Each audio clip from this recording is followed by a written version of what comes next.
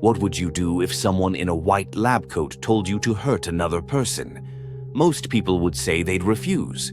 But one of the most disturbing experiments in psychology revealed something far more unsettling. Ordinary people, under the right circumstances, will obey authority, even when it means causing serious harm to another human being. This is the Milgram obedience experiment.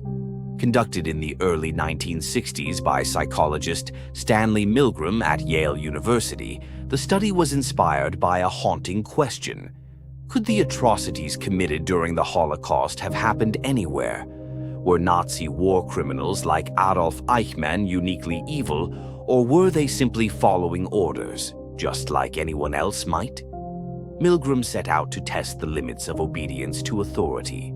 He advertised for volunteers to take part in what they believed was a study on learning and memory. Each participant met an experimenter in a lab coat and another volunteer who was actually an actor. A fixed draw ensured that the real participant was always assigned the role of teacher, while the actor played the learner. The learner was strapped to a chair in another room, electrodes attached to their arm.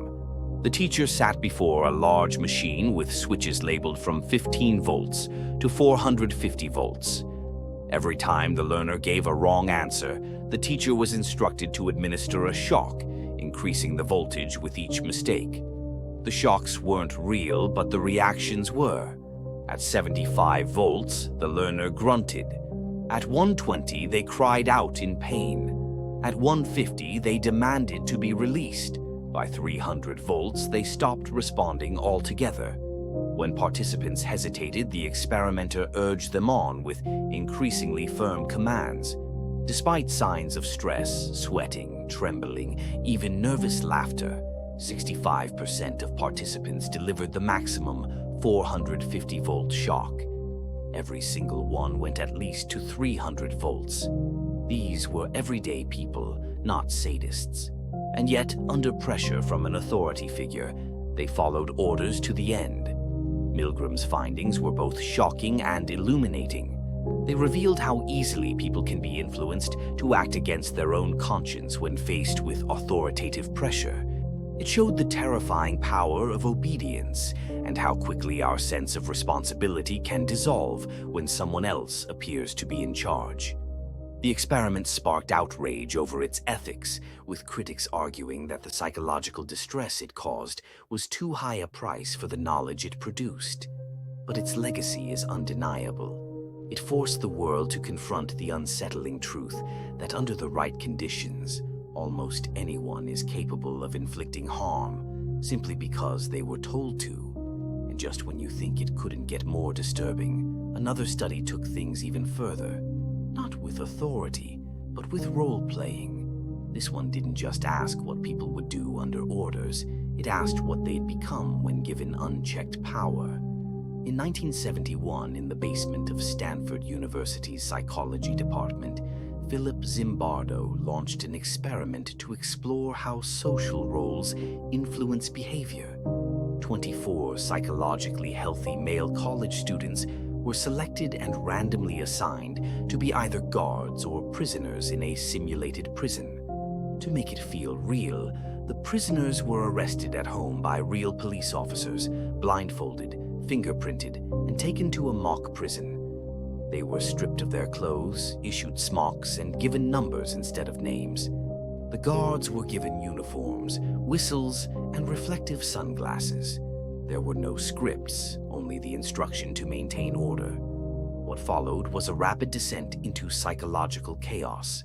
Within days, the guards began enforcing strict, humiliating rules. They conducted degrading counts, forced prisoners to do push-ups, and isolated them in dark closets. Some prisoners rebelled, others broke down completely. Guards became increasingly aggressive. Prisoners grew passive and hopeless. Zimbardo, playing the role of prison superintendent, allowed the cruelty to escalate. It wasn't until his colleague, Christina Maslach, visited and challenged him on the ethics of what she saw that the experiment was shut down. After just 6 days, The Stanford prison experiment exposed how easily people conform to social roles, especially ones tied to power. Good people, placed in a toxic environment and given authority, quickly began to act in destructive ways. It wasn't about who they were, it was about the situation they were in. Though the experiment has since been criticized for its ethics and methodology, its core lesson remains powerful. We are more shaped by our environment than we care to admit. And when systems reward obedience or empower domination, the consequences can be chilling.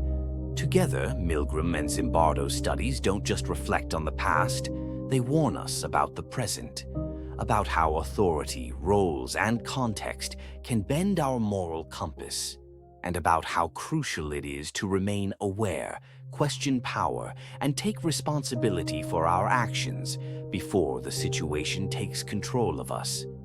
Thank you for watching till the end, and ensure to like, comment, subscribe, and turn on the notification bell for more videos.